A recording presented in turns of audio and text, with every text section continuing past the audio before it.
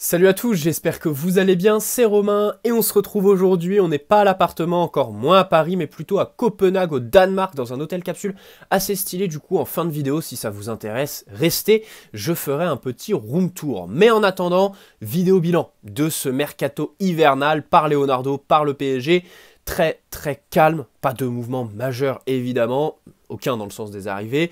Dans le sens des départs, les prêts de Rafinha, de Sergio Rico, le départ gratuitement de Fadiga vers l'Olympiakos avec un pourcentage à la revente, et c'est à peu près tout. Voilà, on en a l'habitude, les mercatos d'hiver au PSG, c'est pas la tradition, et c'est pas sujet à un travail extraordinaire, un travail de fond de la part de la direction sportive. On espère que ça se concentre sur cet été, et je pense très clairement que c'est le cas déjà sur le dossier Pogba. Mais il y a eu quand même des dossiers ouverts, j'ai un regret, donc je vais l'exprimer dans cette vidéo, et puis évidemment on va revenir sur Ousmane Dembélé, ça s'est enflammé, c'est allé très vite, j'ai pas eu le temps d'en faire une vidéo, et surtout, bah ça risque de revenir cet été, ça risque d'être notre actualité du mois de juin, donc autant anticiper, je vais vous donner mon petit avis. Allez, commençons évidemment.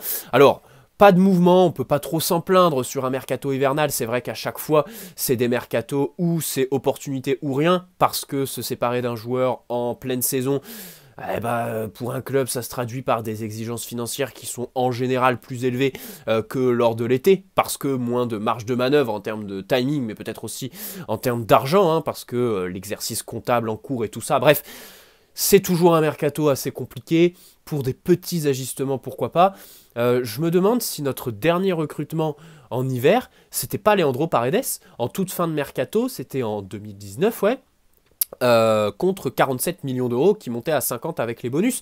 Donc voilà, c'est vrai que ces derniers temps, bon, c'est pas la grande tradition, on va pas s'en plaindre, même si évidemment dans l'effectif, en fait il y a des postes où tu dois recruter, et surtout des postes où peu importe qui tu recrutes, il apportera. Tellement on est dans une merde pas possible, tellement c'est un fossé abyssal, je fais référence évidemment au milieu de terrain.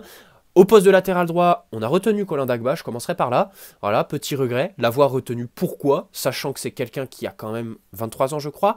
C'est énorme, 23 ans. C'est-à-dire que là, il a passé l'étape où tu peux le refourguer pour une dizaine de millions d'euros à un club allemand. À un club de Red Bull, par exemple. Là, non, c'est passé. Colin Dagba, je crois qu'il a refusé Saint-Etienne, il voulait Venise en fin de mercato, et nous, eh bien, on l'a pas laissé partir. Hakimi est de retour de la CAN, on voit bien qu'au final, on n'a eu aucun problème de latéral droit, en plus, Thilo Kehrer est en train de monter en puissance. La question de son départ, c'est vrai. Je pense qu'entre Thilo Kehrer et Abdou Diallo, il faudra se séparer d'un des deux l'été prochain, en profiter pour enfin faire une vente assez convenable, on va dire, si évidemment les deux continuent sur leur lancée, et puis si en parallèle, le PSG veut bien lancer un chantier au poste de défenseur, mais je pense que ça va être le cas. Hein, Fabrizio Romano l'annonce depuis quelques mois, et puis voilà, on a l'impression qu'un Rudiger par exemple, on va le tenter. Voilà, même si cet hiver, on ne s'est pas forcément positionné sur ce genre de joueurs. Il y en avait un d'ailleurs, tiens, j'ai deux regrets, enfin des joueurs qui ont signé dans un autre club et dont je regrette le fait que Leonardo n'ait pas un petit peu foncé. Van de Beek, voilà, milieu de Manchester United qui s'est complètement perdu, tout simplement, et dont on aurait pu tirer bénéfice dans le cadre d'un prêt de 6 mois. Déjà, en fait, la formule est cool parce que ça te permet d'avoir rien à y perdre. Tu payes son salaire, si au bout des 6 mois il est bon et que tu veux prendre le risque, écoute, tu le prends, c'est à tes risques et périls, et puis si tu en veux pas, bah voilà, tu le refourgues à son club. C'est pour ça aussi qu'Ndombele, c'était un bon coup sur le papier. Et il y a aussi quelqu'un qui a signé pour 5 millions d'euros fixes et 3 de bonus à la Juventus. Voilà, il lui restait 6 mois de contrat au Borussia Mönchengladbach. C'est Zakaria. Denis Zakaria, milieu assez polyvalent, défensif, qui peut jouer défenseur central évidemment, capable de bien défendre, très dur sur l'homme, rugueux, athlétique, tonique sur les appuis, et puis qui est capable de relancer les ballons, même si ça n'aurait pas du tout été le milieu qu'on cherche en priorité, à savoir celui qui évolue un cran plus haut, qui n'est pas forcément box-to-box, mais qui surtout est capable avec ses pieds de faire le lien entre la relance et évidemment la finition, le dernier tiers du terrain, parce que devant, il commence à se faire vieux, ou alors redescendre pour aller chercher les ballons, ça nuirait à leur performance, à leur objectif numéro 1, planter. Déjà que depuis le début de la saison c'est compliqué pour nos attaquants, on va pas leur en redemander encore, et justement c'est le cas, on leur en demande trop. Bref, Denis Zakaria, c'est vrai, en plus Pour les anciens, vous savez qu'à l'été 2020, dans le Mercato Parfait, je l'avais mis.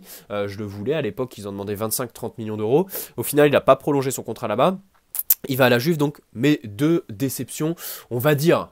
Voilà, loin de moi l'idée de taper sur le club, je dis juste ce qui me passe un petit peu par la tête en termes de joueurs et les émotions en fait que ça m'a procuré. Vlahovic a signé pour 75 millions d'euros par exemple à la Juve, je me dis bah ça devrait être un exemple la Juve, alors oui il n'est pas italien, mais il évolue dans le championnat italien, il a percé là-bas à la Fio et ils mettent le prix. Je pense qu'ils y ont laissé des plumes, ou alors ils ont fait de la magouille, pour le retenir en Serie A. Et c'est très très bien, parce que, voilà, déjà c'est une valeur sûre, il connaît le championnat, et donc il n'y a pas de risque, on va dire, comme Jovic au Real Madrid, ou Piatek par exemple, que ça ne marche pas. Tu vois ce que je veux dire? Donc, déjà c'est un bon point pour eux, puis j'ai pas de regret pour nous, parce que, encore une fois, j'ai l'impression que c'est ce genre de joueur qui... Prenons notre temps, laissons-le faire quelques saisons quand même en Serie A à la Juventus, plan de carrière parfait, et puis après s'ils veulent s'en séparer, s'il veut partir, qui passe le cap du changement de championnat, mais aujourd'hui je pense que ça aurait été trop prématuré de signer dans un club style City ou PSG comme beaucoup de supporters le voulaient. Donc voilà, bref, Ndombele. Tanguy Ndombele, évidemment, qui a été pisté par le PSG, qui au final est à Lyon. 65 millions d'euros d'option d'achat, qui n'est pas obligatoire, on le rappelle, et une prise en charge partielle du salaire. Donc là, on voit déjà le traitement de faveur, parce que pour le PSG, c'était salaire total, 100%, et option d'achat obligatoire. Le PSG qui, du coup, avait tout de suite dit en amont qu'il ne signerait pas tant qu'on n'aurait pas viré, on va dire, un salaire imposant qui nous permettrait de faire de la place dans l'effectif. Donc au final, ça n'a pas été le cas. Il n'a pas signé. Et par contre, c'est un vrai regret. D'abord parce que tu donnes une carte à Pochettino. Hein, le mec, c'est vrai que tu peux tout lui dire. Mais un milieu comme ça lui aurait fait vraiment grand bien hein, à l'entraîneur parisien, capable de jouer assez haut, talentueux au possible, ça personne ne peut le nier, et puis capable de garder le ballon, le conserver, très tonique, voilà, très très bon, évidemment en termes d'explosivité, hein, de vivacité et puis de distribution, voilà, dans les airs, les renversements, la profondeur, chercher ballon-pied en rupture, ça il sait faire, et être un danger dans le dernier tiers, tout autant. Donc c'est vrai que c'est un regret, hein, parce qu'en plus pour 6 mois, franchement, près de 6 mois, sans option, enfin, option d'achat non obligatoire, c'était parfait. Rien à foutre si c'est le salaire 5 millions sur les 6 mois, parce que là-bas en Angleterre, les salaires sont démentiels. Mais voilà, c'est vrai que ça aurait été vraiment cool. En plus, c'est un joueur qui était un petit peu en perdition, donc à l'instar de notre milieu de terrain, lui, pouvait que apporter du plus, et 2, pour lui, il ne peut pas faire pire que la situation qu'il avait avec Antonio Conte à Tottenham. En plus, il s'était mis les supporters à dos dernièrement. Il était, je crois, sujet à des sifflets. Bref, voilà un petit peu ma grosse déception de ce mercato, Tanguy Ndombele, et puis le cas Ousmane Dembélé. Ousmane Dembélé qui, au final, ne prolongera probablement pas au Barça. On ne sait pas encore, la décision revient à Xavi, si il va continuer à jouer sur les 6 mois ou s'il va être au placard. Dans notre intérêt, entre guillemets, s'il signe au PSG, parce que le Barça le suspecte d'avoir un accord avec le club, même si aucun document signé pour l'instant. Son agent, on le rappelle, il y avait l'histoire de la photo de l'appel de Leonardo, visiblement elle était vraie. Et visiblement aussi, il revenait de Paris à ce moment-là, tout comme Ousmane Dembélé. Voilà, il aimerait évidemment changer. Alors il a l'Angleterre avec lui, Chelsea plus précisément, Thomas Tuchel, qu'il a connu bien sûr, hein, avec qui il a explosé. Et puis le PSG, qui visiblement aurait un accord, aurait discuté donc pour cet été. Alors, dans notre intérêt, évidemment, il faut qu'il continue à jouer au Barça pour maintenir un rythme, hein, qu'on ne se retrouve pas avec un Icardi par exemple qui n'a pas joué depuis 6 mois. Surtout qu'Ousmane Dembélé, c'est le genre de joueur un petit peu comme Neymar, qui a besoin de rythme pour pouvoir être bon tout simplement, qui a besoin de jouer régulièrement et... parallèle de prendre de la confiance bien sûr.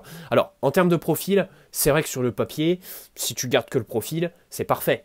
C'est quelqu'un qui est très explosif, qui est capable d'éliminer avec n'importe lequel de ses pieds. C'est 2, alors on dit ambidextre, je ne sais pas trop comment ça se dit, mais il est capable de jouer avec ses 2 pieds. Donc imprévisible là-dessus, hein, c'est très compliqué quand tu es un défenseur, quand tu es que droitier ou que gaucher, de défendre sur quelqu'un qui fait ce qu'il veut de ses 2 pieds.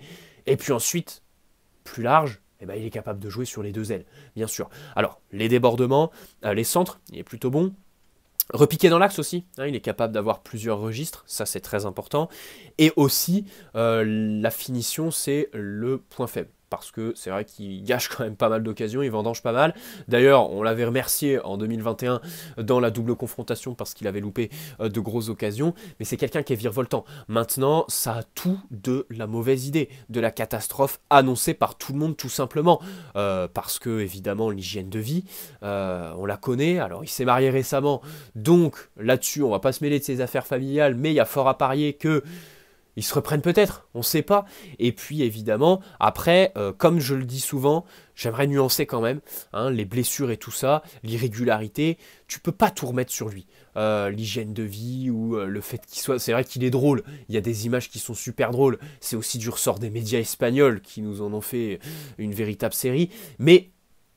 il a un style de jeu qui fait qu'indéniablement, il ne pourra pas jouer jamais 50-60 matchs par saison.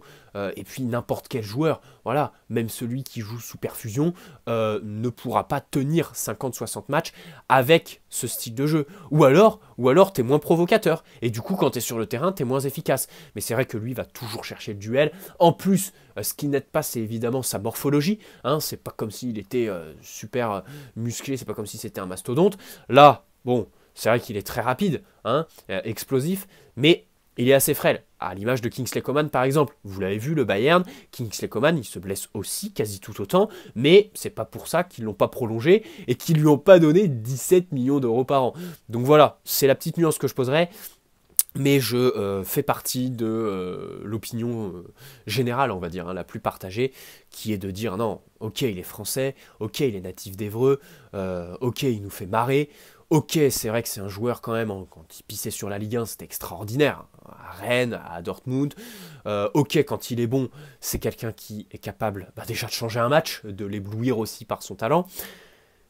Mais ça a tout d'une catastrophe tout simplement, d'un mauvais recrutement de la part du PSG, même si 0 €. Encore une fois, il y a un agent, je pense qu'il y a fort à parier sur le fait qu'il va changer prochainement d'agent. On les connaît, hein, ce genre d'agent, c'est comme Tanguy Kouassi.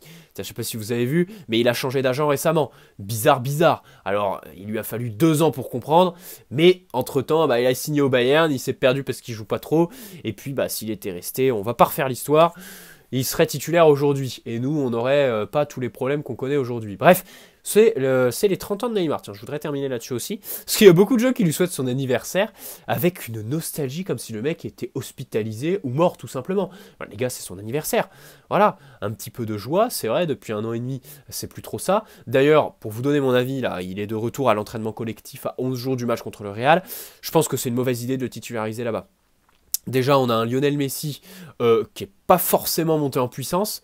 Hein. Contre Nice, c'était sa première titularisation de l'année. Là, il va jouer Lille et Rennes 2 matchs.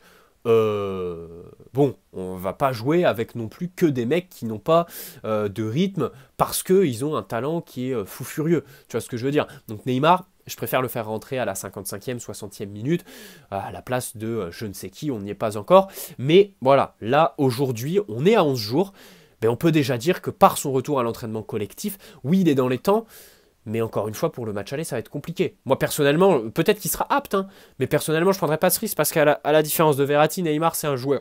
C'est un joueur qui a besoin de temps, de match pour reprendre confiance et évidemment retrouver la pleine disposition de ses moyens. Voilà. Évidemment ses capacités d'accélération, d'élimination et tout ça. Bref, voilà un petit peu pour cette vidéo que je voulais faire. Je suis content, je suis soulagé parce que cette semaine, j'ai eu une grosse semaine, j'avais pas forcément le temps de la faire. C'est pour ça que je la fais assez tard et à 1500 km du Parc des Princes. Mais voilà, donc comme vous l'avez vu, on est à Copenhague et puis on va terminer avec le petit room tour. On est en fait dans un hôtel capsule, c'est une sorte d'auberge de jeunesse.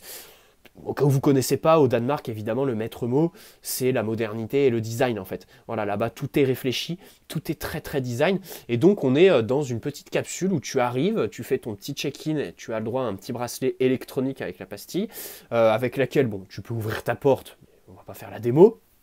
Et évidemment avec lequel tu peux consommer à chaque fois, c'est relié à ton compte bancaire. Tout ça est bien fait bien sûr jusque là.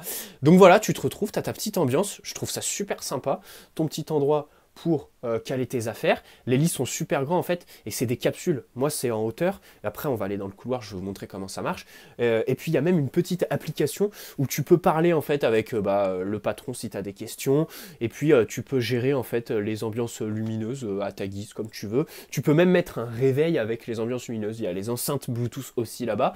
Donc voilà, c'est super cool. Il y a même le petit trépied, ils ont tout prévu, hein. Ils ont mis plus de matériel que moi pour la chaîne YouTube. Et voilà, c'est de là que j'ai fait la vidéo. Il y a un petit sauna, les douches sont collectives, mais tout est vraiment super propre. Ça s'appelle City Hub. Si un jour vous êtes tenté d'aller dans les pays du Nord, enfin moi, ce sont des pays qui me passionnent, donc j'adore y aller. En plus, le temps d'un week-end, c'est facile, hein, voilà.